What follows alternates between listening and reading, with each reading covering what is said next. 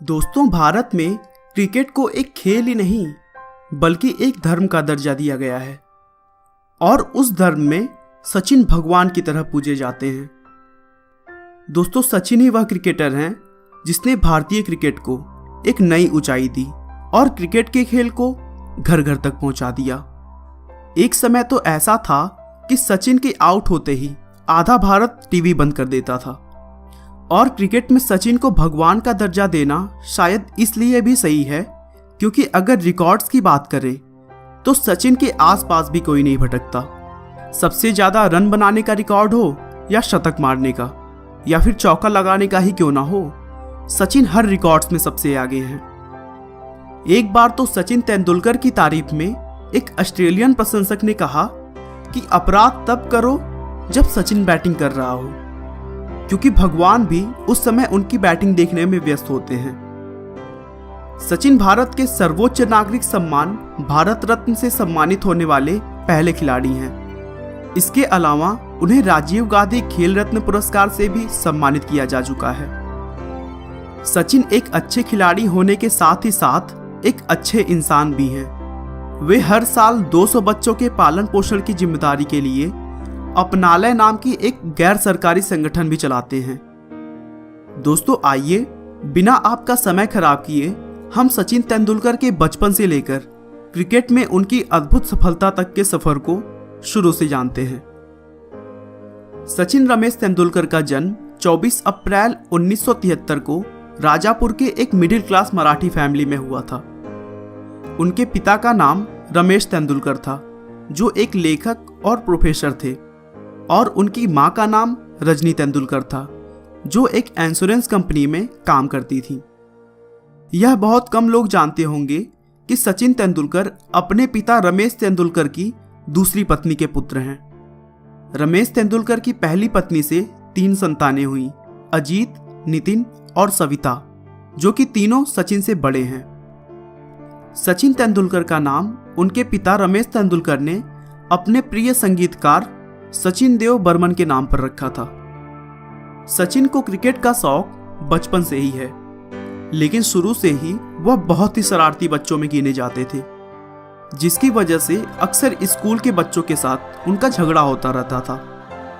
सचिन की शरारतों को कम करने के लिए उनके बड़े भाई अजीत ने उन्हें 1984 में क्रिकेट एकेडमी ज्वाइन कराने का सोचा और रमाकांत आचरेकर के पास लेकर गए।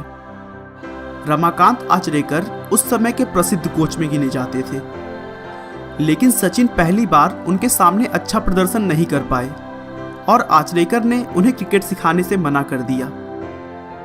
लेकिन बड़े भाई अजीत के रिक्वेस्ट पर आचरेकर ने फिर से एक बार सचिन का मैच देखा, लेकिन इस बार वे सचिन को एक पेड़ के पीछे से छुपकर देख रहे थे और तब सचिन ने बहुत अच्छा मैच खेला था, जिससे उन्हें पता चल गया कि सचिन केवल हमारे सामने खेलने में असहज महसूस कर रहे हैं। और फिर उन्होंने सचिन को अपने एकेडमी में ले लिया और क्रिकेट सिखाना शुरू कर दिया।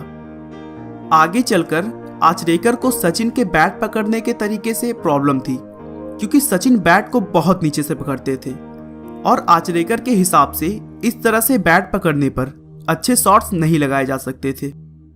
इसीलिए उन्होंने सचिन को बैट को थोड़ा ऊपर पकड़कर खेलने का सलाह दिया, लेकिन इस बदलाव से सचिन कंफर्टेबल नहीं फील कर रहे थे और इसीलिए उन्होंने आचरेकर से रिक्वेस्ट किया कि उन्हें नीचे बैट पकड़कर ही खेलने दें। दरअसल बचपन में सचिन अपने बड़े भाई के बैट से खेलते थे और उनके छोटे छोटे हाथों से बड़ी बैट को पकड़ने में बहुत दिक्कत होती थी और वह उस बैट को संभालने के लिए बहुत नीचे से पकड़ते थे। वहीं से उन्हें बैट को नीचे पकड़ने की आदत हो गई। आचरेकर तेंदुलकर की प्रतिभा से बहुत ही प्रभावित थे और इसीलिए उन्होंने सचिन को श्रद्धा आश्रम विद्या मंदिर में पढ़ाई के लिए शिफ्ट होने के लिए कहा, क्योंकि वहां पर क्रिकेट की बहुत अच्छी टीम थी और उन्होंने देखा था कि सचिन को अगर एक अच्छा माहौल मिले तो वो कुछ भी कर सकते हैं। तेंदुलकर ने भी अपने कोच के कहने पर उस स्कूल में एडमिशन ले लिया और एक प्रोफेशनल टीम के साथ क्रिकेट खेलने लगे। वह वहां पढ़ाई के साथ साथ शिवाजी पार्क में रोज सुबह शाम आचरेकर की देखरेख में प्रैक्टिस करते थे। सचिन को प्रैक्टिस कराते समय उनके कोच स्टंप पर एक सिक्का रख देते थे और दूसरे खिलाड़ियों को कहते थे कि वह सचिन को बॉलिंग करें। जो खिलाड़ी सचिन को आउट कर देगा सिक्का उसका। अगर सचिन को कोई भी खिलाड़ी आउट न कर सका तो सिक्का सचिन का होता था।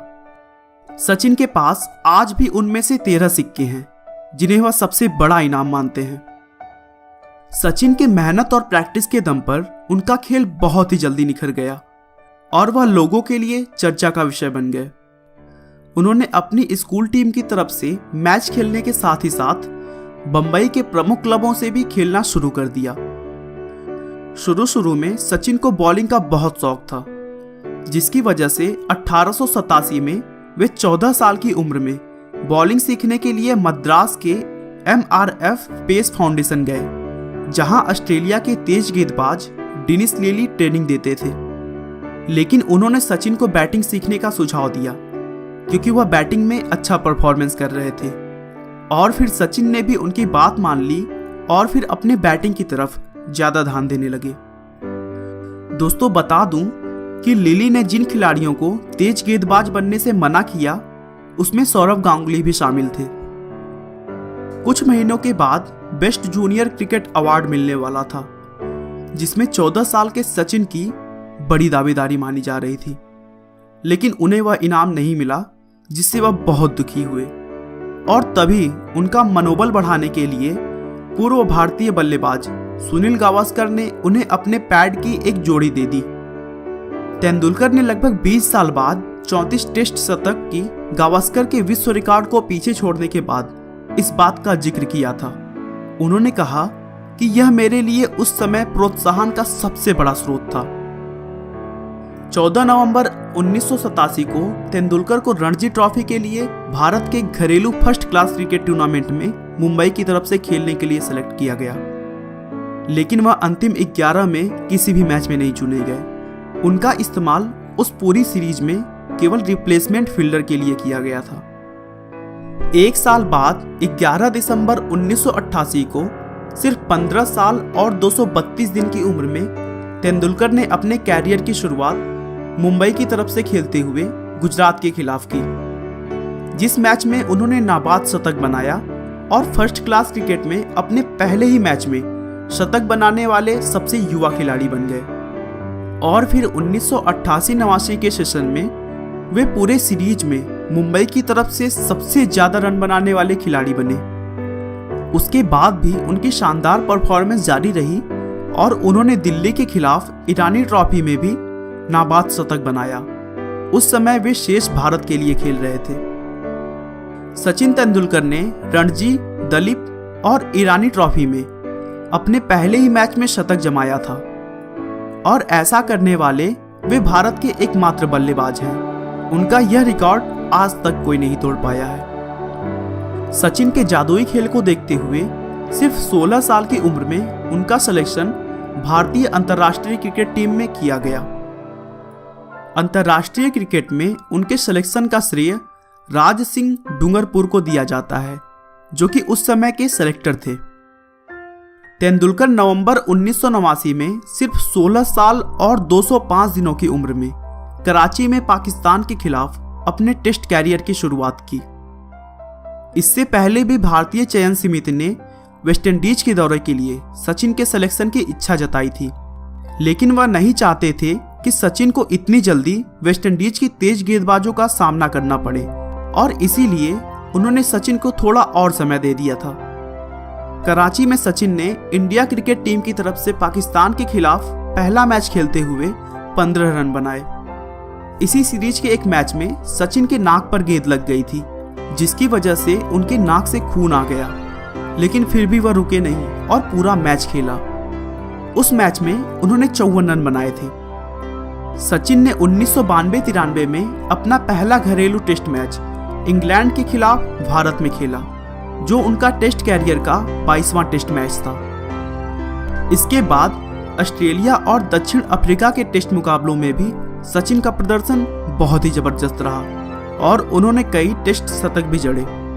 हालांकि सचिन को एक दिवसीय मैच में अपना पहला शतक लगाने के लिए 79 मैचों का इंतजार करना पड़ा था।